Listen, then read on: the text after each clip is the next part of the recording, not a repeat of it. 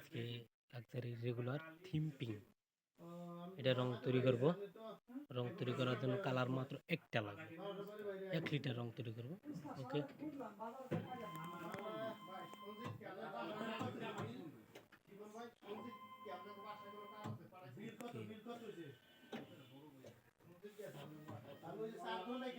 Colour করা শেষ, সেটা মিক্স করবো। মিক্স করা শেষে কিন্তু কালারটা দেখবেন চমৎকার কালার। 2 লিটার রং তৈরি করবো আমরা অলরেডি। এটা আমরা দিয়ে রাখি, এটা দিয়ে মিক্স করতে থাকি আর এটা কালারটা করতে থাকবো। চমৎকার একটি কালার থিম্পিং। এটা মিক্স করবো আমরা, ভালো করে লাগিয়ে নিলাম। এরপর হাতে মিক্স করলে হবে এটা।